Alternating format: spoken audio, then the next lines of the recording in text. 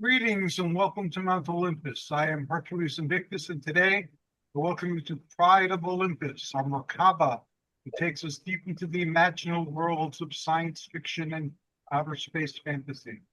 And I have with me fellow crew members and adventurers who will be part of this new adventure.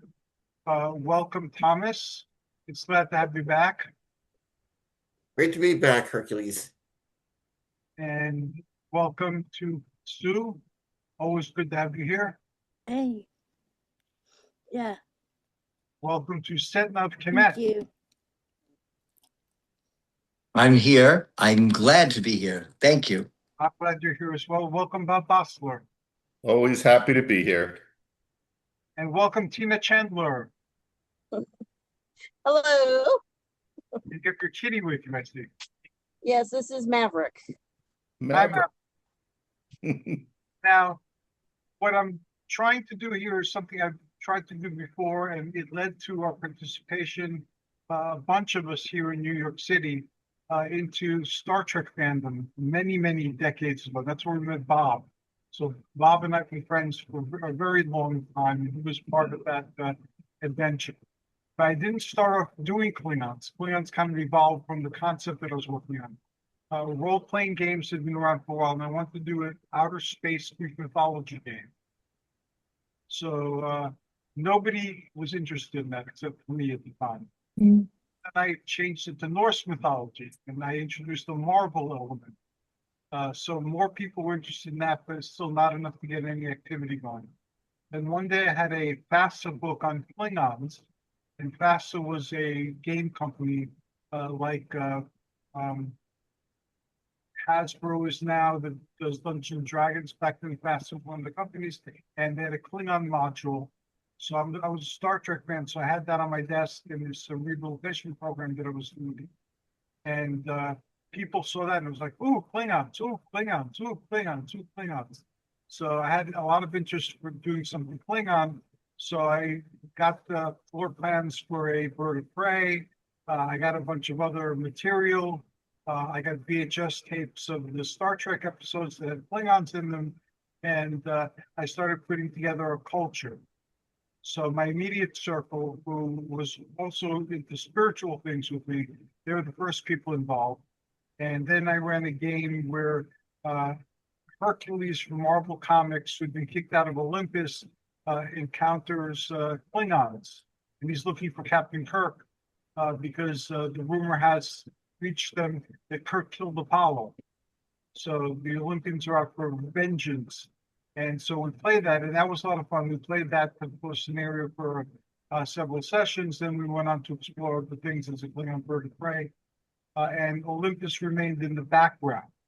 So it became the force that moved a lot of things around the game and game board. And so I've always wanted to return to the concept and do what I initially had in mind. So this is what this is. And thank you again, all of you, for being here and wanting to participate in the role-playing game. I've run role-playing games on Facebook before, years ago. The last one I ran was a part of Jason and the Argonauts. And it was like episodes on the scene in the Legends. We had a scenario where people who were on the Argo were coming back from the Golden Fleece. And for those of you who haven't studied Greek mythology, the voyage to get the Golden Fleece was not the end of the adventure. They didn't immediately go back to Khemet. They wandered around for an additional 2.5 years before they got back home. So it was an adventure set during that period. And we ran it for over a year, and then we had an epilogue to that ran for around 6 months. And I think I'm pretty sure Thomas was part of that as well at one point or another. Thomas, do you remember that at all? I remember the battle that was like on the beaches and all that was part of, and then there was the kind of a time travel element that we went to the present and history got altered. Yes. And we had to find out what happened. So that was that, and this continuation of that. And we've talked in previous meetings here on Zoom for Pride of Olympus on what you want your background to be. So today I figure let's finish defining everybody's background, and then I'll start the adventure in September, and we'll follow it up with a Zoom show to kind of discuss what happened and what we want to integrate into the adventure. I initially wanted to tie it into Star Trek, and then Star Trek is in limbo now in terms of what they're going to be doing with future Star Trek. We went to Stargate and started a lot of research there. And then the Stargate project is in limbo. So it's like the hell with what anyone else is going to do. Let's just go back to Star Trek and the episode Who Mourns for Adonis and take it from there. So basically you have Hercules trying to find out what happened with Apollo and reaching Earth or Federation space to see what is going on. And some Federation vessels are assisting in this diplomatic endeavor. And there are some people who joined the Olympians or Federation who are involved in the adventure. So do you want to play Zimbabwe Rafikin, Thomas? I can, yes. That would work. So for those who do not know about the renowned Zimbabwe, can you tell them about it? Zimbabwe is this one world planet called the Pridelandian Empire. It's located in the neutral zone between Klingon, Romulan, and Federation territory. Their ancestors came from Earth.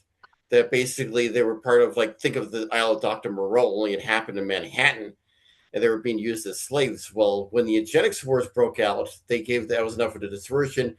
They got their hold of a sleeper ship, left Earth, landed on this Class M planet, and that formed the kingdom. And eventually, by the time it gets to like Next Generation and all that, that's when Zimbabwe was formed, and kind of Star Trek version of the Lion King kind of happened with Federation's help, that he was able to reclaim the kingdom, and he's been making diplomacy across the neighboring kingdoms and adventures await.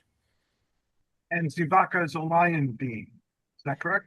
Yep, well, it's called animaloids, which, you know, they're kind of like their version of furries, if you want to think of it. But yeah, he's a lion anthro, yes. Is Okay, that in the same time frame as Khan and his groups? Or is that after? Their means of leaving Earth happened when the Eugenics Wars, when Khan was causing the whole war, you know, having control of a third of the planet was happening. It was their diversion of leaving Earth while that war was happening. Okay, understood. Thank you. Yep.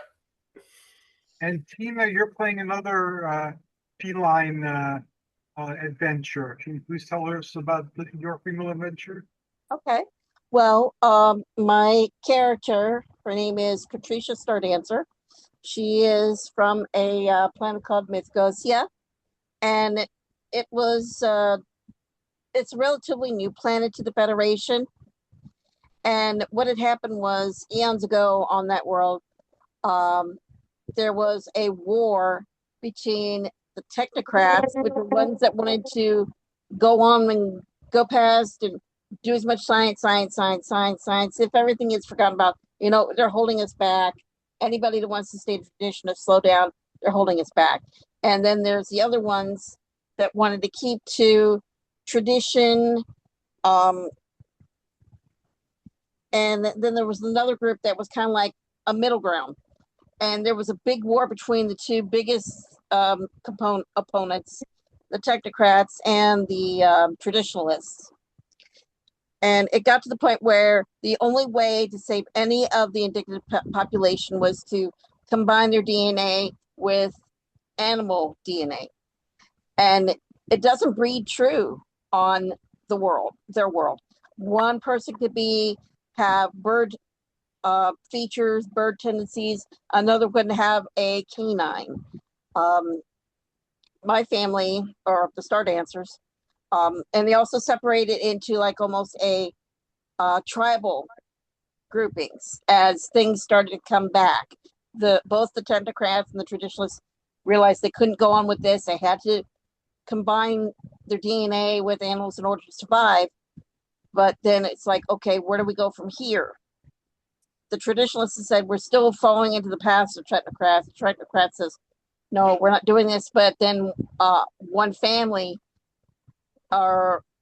decided to say, okay, let's have a grouping of three.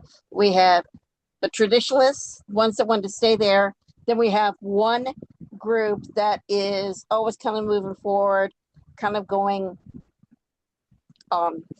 progress back to space exploration. They were in the early start of space exploration when this on. And then we have the ruling members of the ruling class. So it's a triumvirate of three keepers. We have the keeper of heart. That is the ones that is the trying to do everything what's best for everybody, every group, everything, all fair representation. Then there are the keeper of the stars, which is what my family is from. And those are the ones that take care of all Mythgosians that go into space, and also talking about how to more or less integrate back into a more balanced technocracy scientific areas. And then we have the keeper of the lore. That's the ones that are the base traditionalists. So there we have the triumvirate of three. And also, when our people go through puberty, we hit a condition called threshold. We are bonded to animals from that world. So we have a bond animal that is ours for life. Mine is what I call a Trask. It's a huge Smilodon. I mean, huge. I could ride on him if I wanted to, and I do. But the problem is that the Mythgosian in question has to learn to do without their animal counterpart. So she has to train herself not to have her Trask, his name is Valen, with her. And it takes a couple of years to the time when she's coming out of Starfleet Academy that she's able to be without him. And I met certain person that got stuck in time travel, thrown back. He's got to come back to the academy. He's got to go through it again just to catch up with learning and everything. And both of us didn't like each other one damn bit. I didn't like Chandler. He didn't like me. He thought I was being too pampered. There was no room in Starfleet for a member of a ruling civilization or a member of the ruling class of civilization. So he and I really hated to each other. So it took a long time for our characters to kind of start interacting. And moving up through Starfleet and the Odyssey program was announced, he specifically got to pick his own crew, and he picked me as his first officer because I would be the one to tell him, "Excuse me, you're an idiot, Captain, sir." He knew I wasn't afraid of that. But right? Yeah, so there's more to it than that. I started writing a little bit of stuff, but of course I can't find out. I put it somewhere around the house, and between running back and forth to the hospital the past few weeks, I don't know where it is. Are you okay? Find it again. Are you okay? Oh yeah. I just had some issues with some chest pain and vestibular migraines. So I'm glad you're out of the hospital. I'm glad you're feeling better. So am I. They thought I had a stroke. Thank God it wasn't. So Glad it wasn't. yeah, but there's much more to that, in which I do plan to write and send you information and about the Mythgosian species and how they interact with Starfleet, everything like that. So okay, I could talk a whole hour. So I know we got much more people to talk to. So, And you're going to be on the Odyssey, is that correct? yes.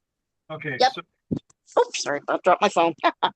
Zimbaka's going to be on his vessel, I'm imagining, or are you going to be on one of the other vessels, Thomas? You probably will be on the PLE Dauntless. That's their major starship. Okay, so we have the Pride of Olympus, which is the Olympian ship, and then we have two starships with the Olympian ship so far. And next we go to Bob.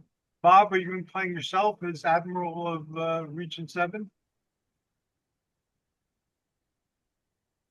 We're Bob?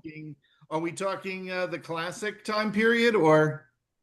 It's a multiverse thing. Right now we're in the classic time period, shortly after the events of Full Moon the night. Okay.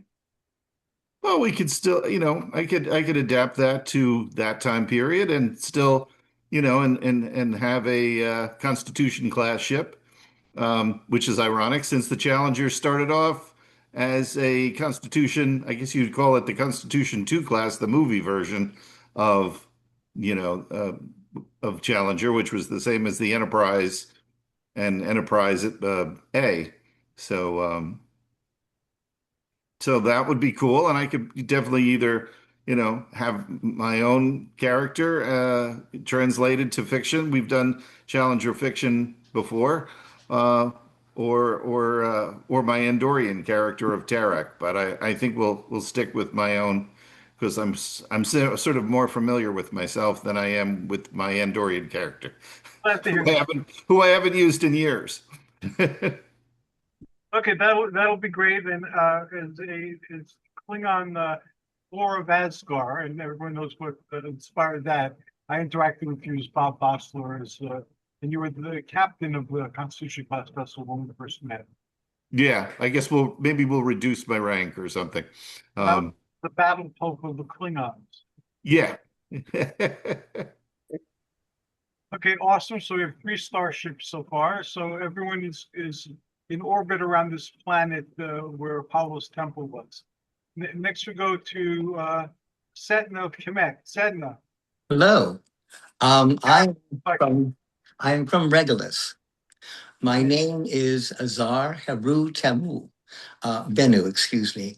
I am a counselor and an ambassador, and I will be on Star Trek, trying to connect my people who are shapeshifters.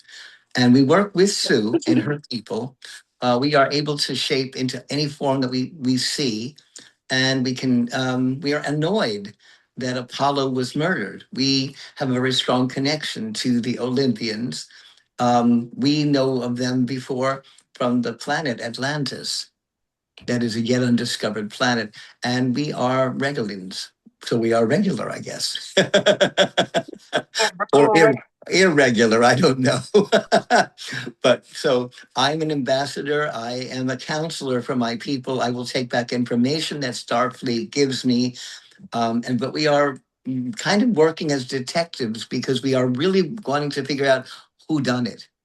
We don't know if it was really Kirk or if something happened with one of the gods of Olympus that didn't want Apollo revealing too much. and Pamela Fern, so she's going to be Artemis, look for her baby brother or her twin brother to find out what happened. She couldn't make it tonight, but she'll be playing Artemis. Oh dear. And Well, Sue, is there anything you care to add to that? What? Sue, Yeah, is there anything you care to add to Setna's description? yeah, I'm actually working with him. So I'm actually his assistant. I was actually one of my character is actually where when the changelings were sending out hundreds of their people out into the stars, and they ended up tinkering with the genetics between the humans and the changelings, and they actually were able to create a crossbreed hybrid of the changelings and the humans. The only thing is I didn't turn out very bright right away when they were incubating me. So what they did was they actually did some genetic enhancement similar to what they did to Dr. Bashir, and which is found it later on illegal to do. But at the time, they've been doing it under the bridge, if you will, and just under wraps, and they enhanced my cognitive and my abilities to do absolutely everything.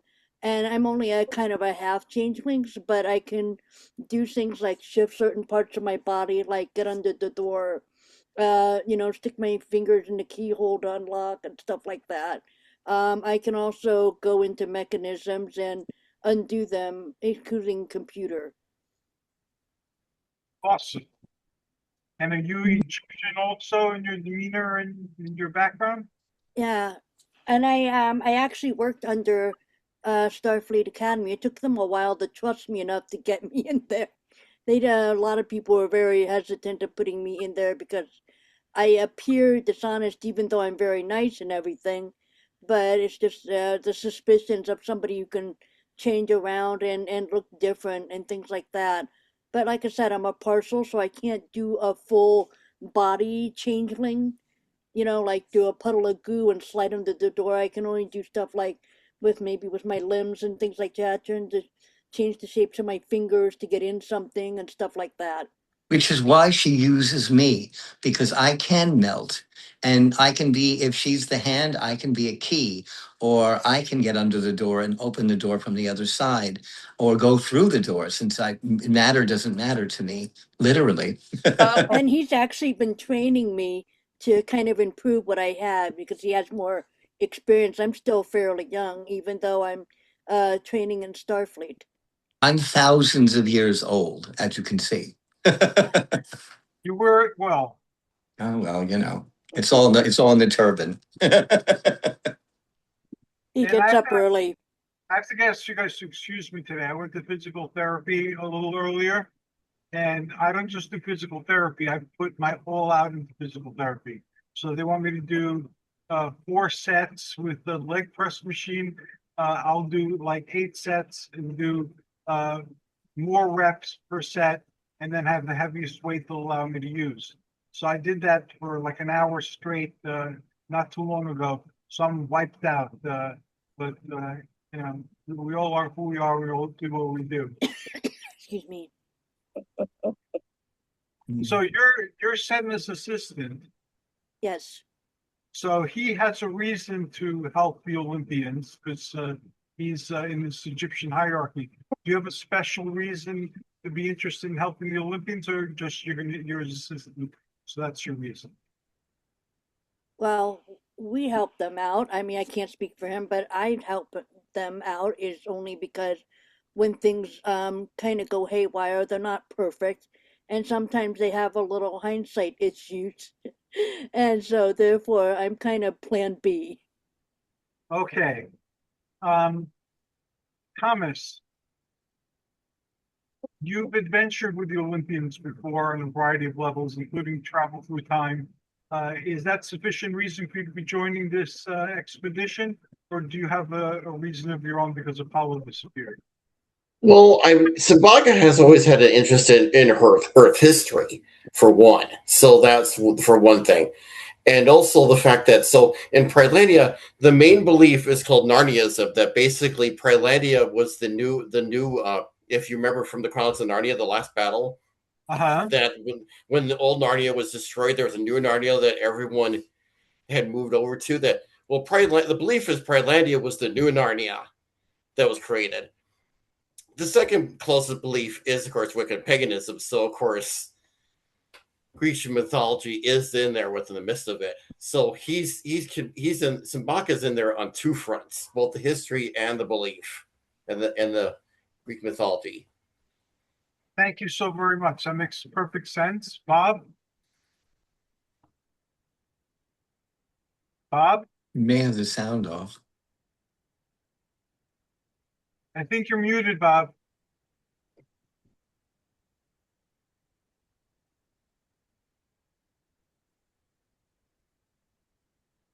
Hello? Hello, Bob? I can't hear you. What is your transmission, Bob? Let me see if there's a unmute. No, he's not unmuted. He's Nope. The Microphone's Klingons, not picking up. the Klingons got him. going on. Yeah, that Let me see. Here's Bob. There Yeah. he Hear is. you. Hey. There he is. Can you hear me now? Yeah. I feel like that cell phone commercial. Can you hear me now? Move over a little to the left. And just He's on the Verizon horizon. That's funny because I'm right in the midst of transitioning my phone to another phone, a better phone. So I did that today. That's why the picture looks so good. So, Bob, aside from the fact your previous history with the Klingons and the Olympians and so forth in the past, is there any other reason why you're interested in this particular adventure?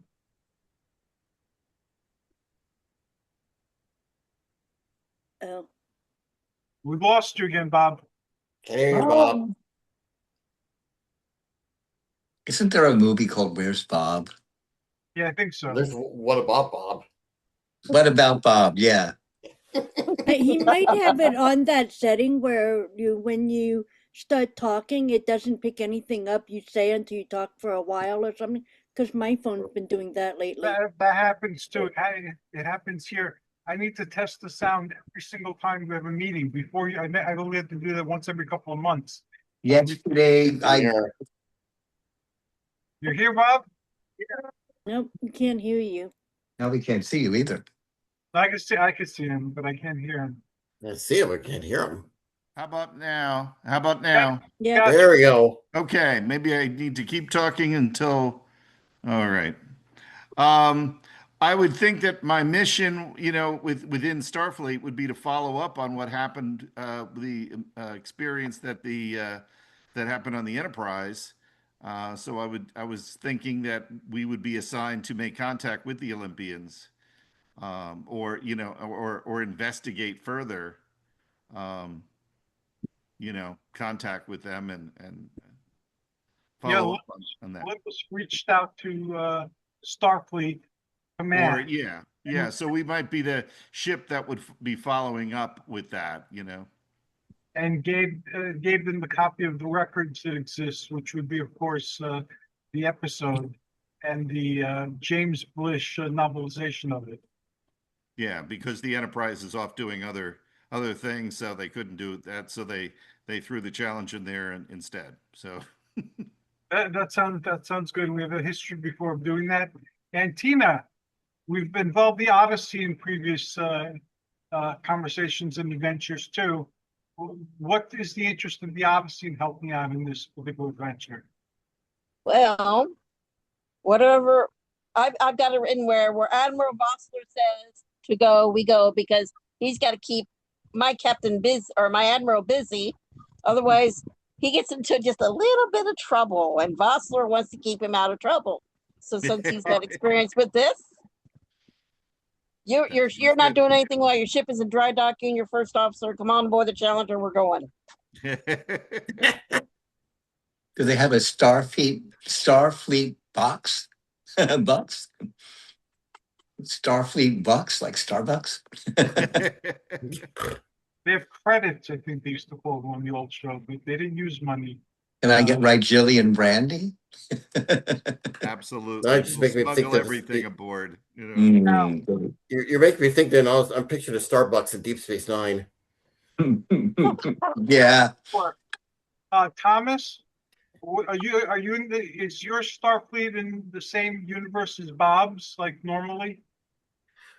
It usually has been. I mean, whenever I had role played it, it was during the time of like Next Generation, around that point in time. But getting involved with this, I mean, Brightland is not part of the Federation, but Sabaka did go through the Federation for when he was growing up, so he does have the knowledge and considering what's going on with this, he would be at least knowledgeable with what the situation had happened.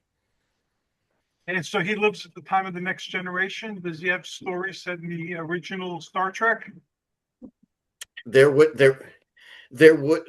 be, with, I would say, some involvement. I mean, I know that at least, at the time of Enterprise, that Archer and the crew probably would have discovered, the ancestors of Pridelandia back then as well. But as for the original series, Star Trek, I wouldn't be surprised there wouldn't be some involvement that, the viewer just never saw. Okay, so you existed around that time, and so that's why you're there. Okay, yeah. And Tina, does your Starfleet happen in the same universe as Bob's outside of our conversation here? Are you? Well, we're more next gen, so I'm not sure. Normally we temporal slingshot. Okay, temporal slingshot. Same here. We would be too. In fact, at this point, we would be Picard era, really, because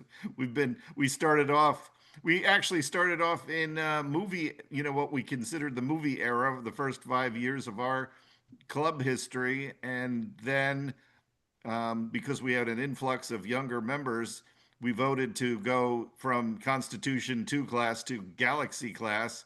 And we've been Galaxy class ever since. So I guess, and now we're 38 years old as an organization and club. So I guess we're Picard era. So how about in the future, during the Picard era, Mhm. there's a God War. Peter David wrote about the God War in his New Frontier series. There were 2 books where he dealt with the uprising of the gods throughout the galaxy. So how about you guys are dealing with that, and that's why you're involved. That's why you've been Oh, playing the Picard era. that's cool. That sound Totally good to works. everybody? Yeah. Yeah. Are we throwing in a little Stargate there too? Yeah, we're gonna have Stargate in there too. Okay. I used to mix when I used to do role playing games in science fiction. I used to mix the shows all together. Like my last 2 things that I did in Pennsylvania were Die Gungan Die and Wookiee Holocaust, which were set mostly in Stargate and Stargate. There'll be science fiction for everywhere. We're gonna have Warlons. We're gonna have all sorts of things in the stories that are involved. Okay, so we moved from the original serial, so it's not immediately after the Who Mourns for Adonis. It will be during the Picard era, during the God War that Peter David worked on. I will have a bibliography ready by September, and I'll use one of the groups that most of you are already members in. And this way, I'll put it there. I'll get rid of stuff that's extraneous for what we're doing now, and this way we'll have a group on Facebook that'll be private, and where we could interact in between, and I'll set up within that group the role-playing component of it. May I make one request? Sure. That we don't do anything on September the 12th. Okay. That's my birthday, Okay. and I'll be busy, I'm sure. Okay.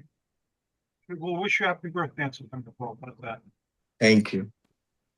And September 15th, I'm launching the Age of Heroes here in Tenafly. There's a community night, so I have a table, and I'll be giving away exercise equipment, books, magazines, DVDs, audio, computer stuff for anybody who wants to get healthier. This is stuff that I've had on my journey that I'm no longer using, and people have given me stuff they're no longer using, so we're just giving it away to anybody who wants it. So that's the start of the new Age of Heroes, and that'll be a separate Zoom meeting because I'm creating a real life superhero team. That was something that started in this country a couple of decades ago. We're not going to fight crime. We're going to fight Flab. monsters in our society. Oh, What's it called? Cloyidal fat or something like that? That the new one that they think with your fatty liver and everything? You can fight that if you want. I can do that. Yeah, That would be Milk Thistle. I'm attacking old age. Old age is kicking my ass. So I'm yeah. We're all Yeah. facing that. I'll be 68. What do you expect, in Well, Greek mythology, on basis, they have Hercules fighting Geras. And Geras is old age.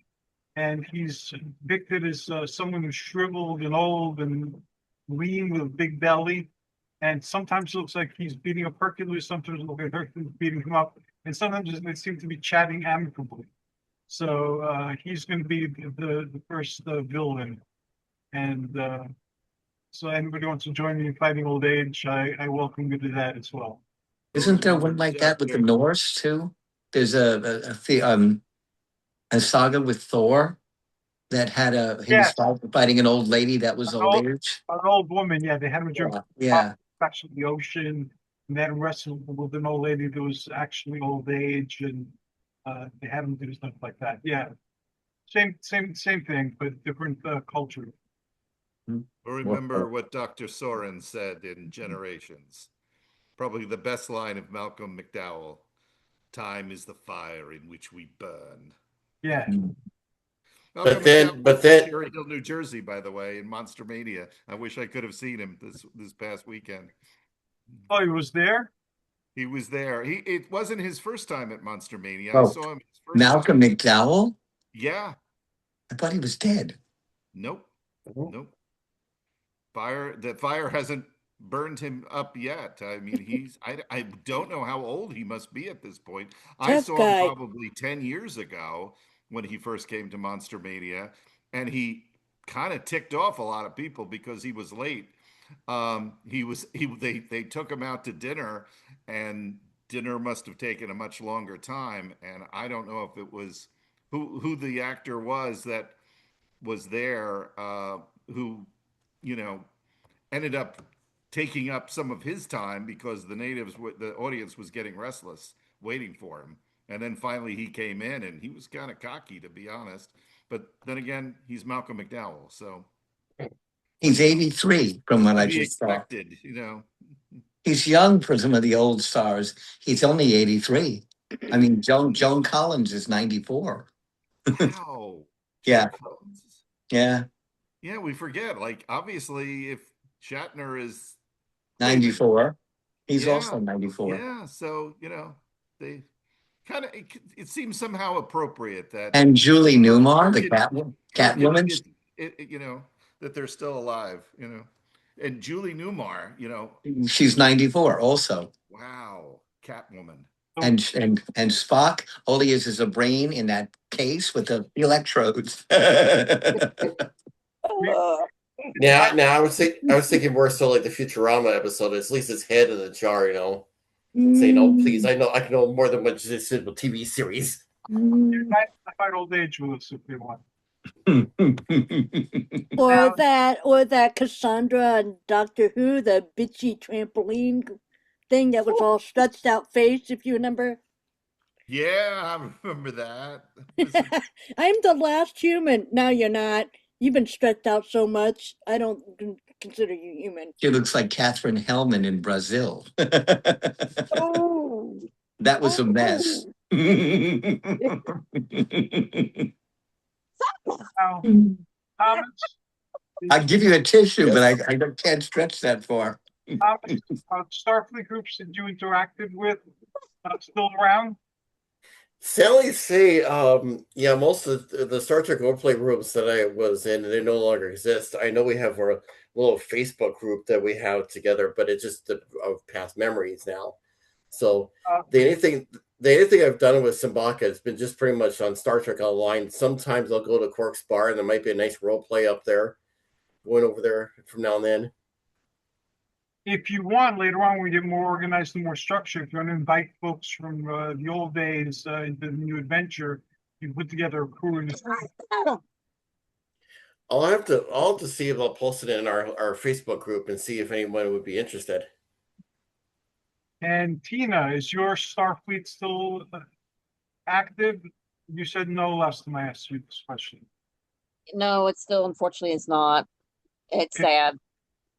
Do you still keep in contact with any of your ex crew or opponents or?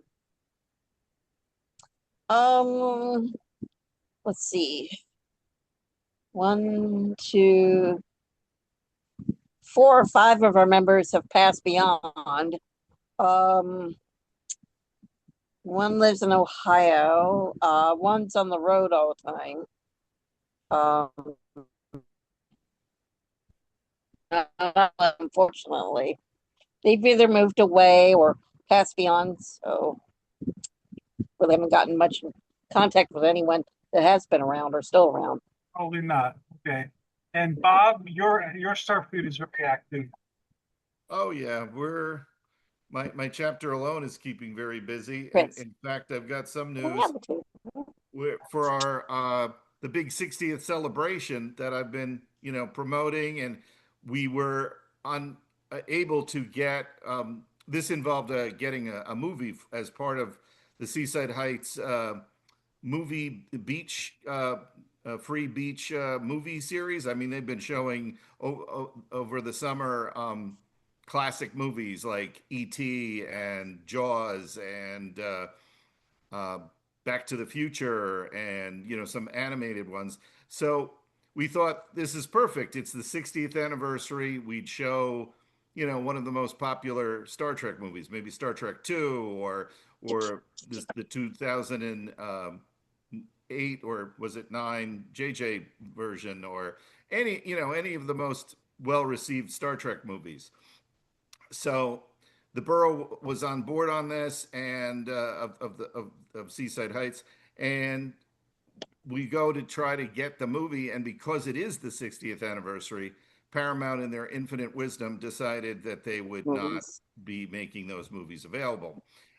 So we thought, okay, we'll do the next best thing. We'll go and screen Galaxy Quest, and the community, yeah, and that was well received. It And the was some community cheap. decided they wanted to expand on this. They came to us and said, "We want this to be bigger. So we want you to go get vendors." And I'm like, well, this is an outside venue. I don't know how many people. Plus, it's only a limited amount of hours before dusk when the movie shows on a Sunday of all times. So, I try to do the best I can, but I only got like a handful of vendors. And in fact, I got to meet with them tomorrow and do a video to promote this. But here's the kicker. All of a sudden, as of like yesterday, the gentleman that I've been in contact with, Michael Gratian, is excited because he contacts me and says, "Hey Bob, we've got to change a plan." I said, "You're going to change the plan 1 week away from this?" "Okay, what is it?" He said, "We didn't investigate the fact that we could get Star Trek episodes. So we're going to run either 2 or 3 episodes minus the commercials, so that would allow for, 90 minutes. The first 3 episodes of Star Trek, which are Mantrap, Charlie X, and hopefully they'll have Where No Man Has Gone Before, and I can convince them to show that one first because that's the one that should have been the first episode. Yeah. The second pilot. So all of a sudden, all my publicity went out, a couple of weeks ago about showing Galaxy Quest and giving a backdrop of, background information about the connection between Galaxy Quest and, being a parody of Star Trek and everything in a way.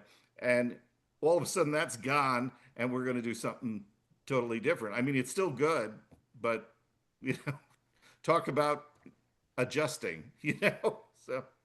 It's a shame they wouldn't let you do the cartoons, the old cartoons, I originally we talked about that, and we didn't think that, even though they're doing some of the big Disney films, classic ones like, I don't know, Fitch or whatever it was called.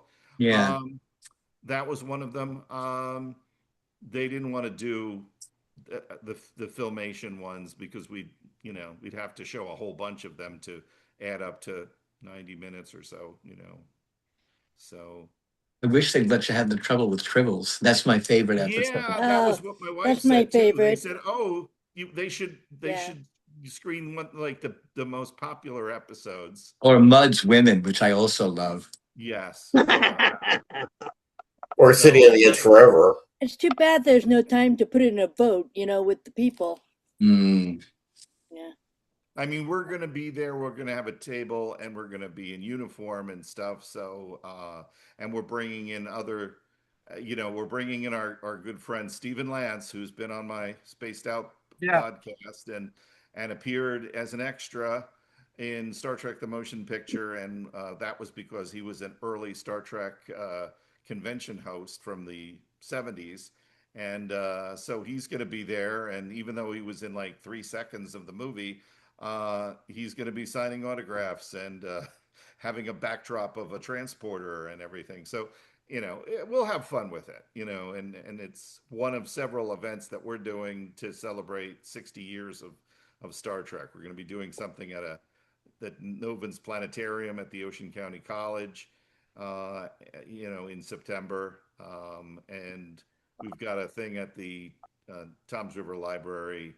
We're going to be part of Fan Nation once more, and of course, I'll be doing a panel about Star Trek and what the franchise, what we as fans want to see next. Even though they're probably not going to do what we want to see next, but A long time ago, I used to know Pierces Kambata, who was V'ger. Yeah, she was great. I don't think she's with us anymore. No, she isn't. Yeah. Suddenly, I think from a heart situation. Yeah, she had, I think it was congestive heart failure. I'm pretty sure. Yeah, which was a woman. Gorgeous. Oh my God. I worked as a makeup artist for a lot of things. I worked on Nightbreed. I was one of the 9 or 10 people. I also worked on Legend years ago. It took 24 of us to put Tim Curry together. And he slept in that costume, which was a nightmare. The poor man, and well, you can't see it, but there were parts missing so he could do his business, let's say. We had a kilt so he could just kind of, whatever. And he smokes, and he was complaining that, he didn't want to burn the costume. Everything was silicone and latex. Now, how involved do you guys want to get with the fandom? Like, right now I can't do conventions, but I'm anticipating that will change when my physical therapy progresses. But would you guys like to start doing conventions as an organizational entity, or you don't want to go that far with it? I'm not going to be able to travel. I have too much going on here myself. Okay. Unless we're coming to Savannah, because I've got things with the books I'm working on and the magazine and other things that I do. So I really won't be able to travel. I can, if you bring a camera with me or bring a PC with me, I can be there in, cyberspace. Okay. Anybody else? Same thing with me. It's like unless the conventions in the ones that are held in Fargo, North Dakota, yeah, I can't really go that far myself either. Yeah, we're all over the place, but I would love to. I mean, I'd love to connect in some way. Yeah, would love to connect. I can't travel anywhere. I Right. wish I could. I moved it here, and when school's starting, I'm homeschooling, so One of us goes, all of us go though. So I wish I Setna could. somewhere in Savannah, we're all there if he's our representative. That I can do. We have the, what is it, the center? We have it's for the Ian Market has a huge center. There's also Johnny Mercer Theater, which is very large. It's a big convention center, I know there were things, there were just a car show there a couple of weeks ago.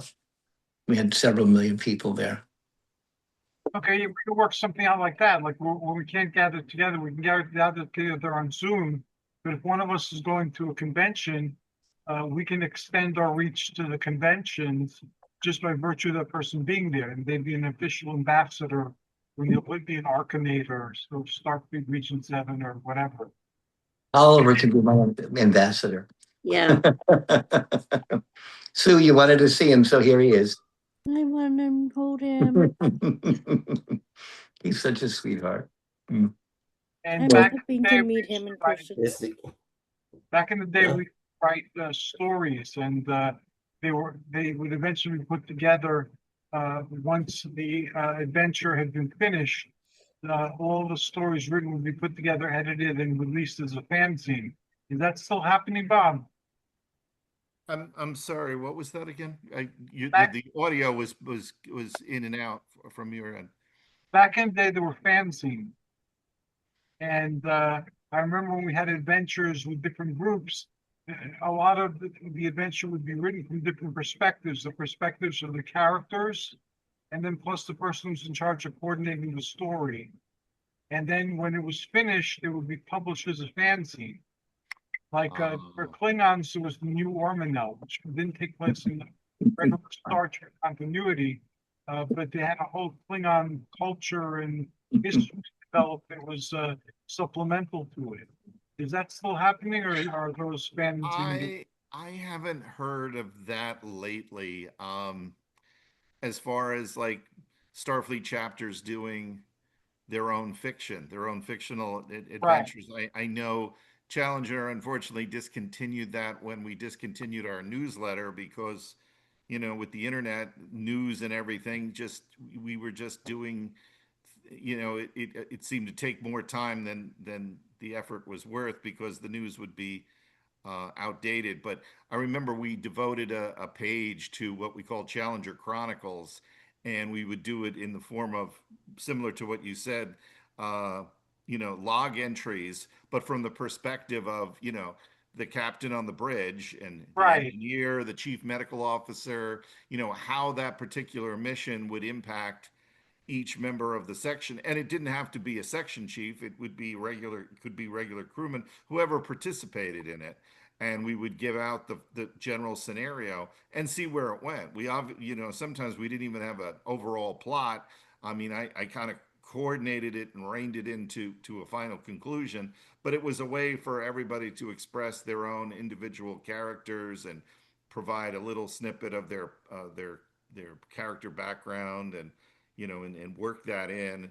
And that was a lot of fun. The only chapter I know that seems to be still doing their own chapter fiction and I don't even know if they're done it lately, was the Avenger, which is the only chapter in Region 7 that's older than us by a few years. They hit the 40 mark in last year. They actually had a member who did a self-published book, but I don't know, if that is something that anybody else but them would care to read, because it involves them. So plus I don't think they could do it wide distribution, because it is Right. the Star Trek universe, which is not their playground to officially control. So I was surprised they even got the book done. But Okay, just a possibility thought there. We could do something similar if we want to later on. Because I know that I'm a published author. Setna is a published author. I believe you're a published author too, Bob. Well, I haven't published any books, but I know I write, for a living, for the newspaper all the time. Right. And yeah. In And- fact, it was weird to put out a release with my quote in it. Of course, I didn't have a byline for it because it was a release. So it's kind of funny to have the tables turned and for me to quote myself in the span of the, to promote the event, which I now have to redo because we're showing something else. Well, Bob, you could also do what I do every day almost, which is to do reels on Facebook. And your whole group could get together and do that individually. You can bring people onto that. I'm not great with the mechanics of that yet, but I had over, I think it was 2,500 people just yesterday. And whenever this character, this little cat over here, is on Facebook, he gets the cat has more followers than I do. He's got 5,000 followers. I mean, he's got such a following. He's been in magazines. He's done calendars. He was Mr. January. Oh, wow. And he was also in a coloring book. His real name is Oliver Cinnamon Twist. And he's all over the place. He's famous. It's scary. The cat's more well known than I am. Oh, God. You're making a character in your ship. Oh, I want him to be he's actually part of my consciousness. If I want to be invisible, I can turn into like, I don't know, a flea on his back or something. It's back in the day when we used to write these stories and publish these fanzines. All my cats were on our ship back in the day. There was an episode where a cat was named, I think, Cleopatra, and Terry Garr was in it. And it was somebody. Simon Earth, Yes. And the black cat, and she got mad when she saw how beautiful the woman was that the cat was. I think it was Isis, though. Right, Isis, you're right. I knew it was something Yeah. Egyptian. And she was gorgeous. Oh my God. I have a thing for who the pronouncing. actress was. I think she was just a model. She didn't even have any lines. She just sat She there and didn't was have- great. She didn't have to. She Yeah. was. And I always imagine had that pilot, because that was a pilot for a show of itself. I didn't realize that it was the last episode of the second season, and that was supposed to be the pilot for a show that unfortunately NBC didn't pick up on. But I always thought if they had, how great that could have been. Because He they was were looking supposed for a to. smaller budget show, it would have been a smaller budget show because it would have been centered in 1960s Earth for the most It was part. kind of a detective thing, if I remember correctly, where he could go into different dimensions and different planets and things. and at different time periods, I think. And she could be anything she wanted to be, which was looking at her, I could believe it. She and Terry And Garr, that, you know, and that plucky secretary. yeah, She was kind of a Diana Rigg kind of a character. she would have been She really was fascinating. beautiful. I mean, in a way, the character, you know, he was very much like the Doctor, you know. Yes, in the sense yes, that I there was agree. time travel involved. He was always on a mission. He was, you know, trying to correct time issues, and would have been based on Earth, you know, with Terry Garr as the secretary, would have been kind of the companion who would have, you know, much like in Doctor Who, the companion is the human, usually a female, who kind of represents the audience, you know, and sees all these incredible things happen. I You know, think she ended up on the courtship of Eddie's father or something, also as a secretary. oh, It was her and Brendan Coos and Bill Bixby and Miyoshi Yumeki. well, he was on 12 O'Clock High, I believe, and a bunch of other things. He was on the original. My favorite Martian. I don't think he was on the, he might, unless he did a guest spot. No, Bill Bixby was. Bill Bixby we're talking Yeah, about. I was yeah. talking about Robert Lance, you know. Lance. Oh no. Yeah.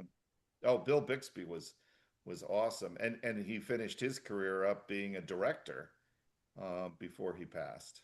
And he was, of course, Dr. Bannon. Dr. Yep, yep, Dr. Banner. Yeah. And we're reaching the end of today's conversation. Does anybody have anything they'd like to add or ask before we wrap up by giving contact information? Great to be here and spend It's time. an honor. This Yeah, was a lot of fun, I will say that. yeah, definitely. I actually really like being here. Thank you. Well, I'm glad you're all here too. Bob was actually live at the last live event with it, which was called Mythic Atlantis. And what was it, like a decade ago, Bob? Yeah. Yeah, About a decade ago, right? that was a while back, but we had fun. It was a great yeah. experience. I think Wayne Wayne make it, or Yeah, Wayne made it, and we had somebody. We had our techno druid came from Utah, and we had like people from all over the place. Maybe we'll do another convention. That was my first attempt at a real convention. Okay, well, thank you, everybody. Bob, since you're on the screen, how can people get in contact with you? can reach me by emailing usschallengerco@gmail.com. Check me out on Facebook at Bob Vosseller or USS Challenger.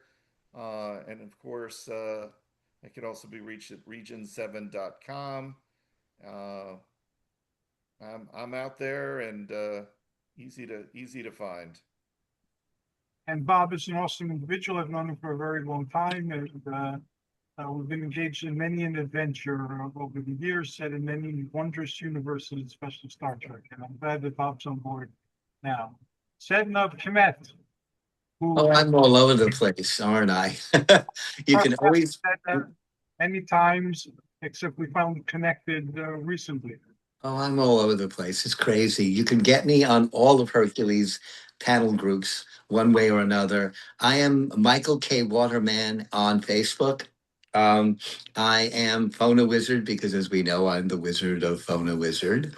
And on Facebook, I am Setna _Kamwaset on TikTok. And I am the Pernateru on Instagram. You can get me at Michael K. Waterman on Facebook or MK Waterman at iCloud. That's cloud, not clown. At iCloud.com. Or you can call me 516-650-3691 if you want to make an appointment with Phono Wizard. And that's about all. Thank you very much. And Setna and I, like I said, across paths, many times we didn't connect. We finally connected this round of activity, and I'm glad that we did. Thomas Punton. Thomas was the first person to interview me when I went public. in this recent bout of activity that's been lasting for a very long time now. And I'm very grateful. And I think that thing is still on YouTube somewhere. I think it's on YouTube, and ironically, I'm sitting in the very spot I did that interview. Interesting enough, and all that. But yes, my own podcast. How can people contact you?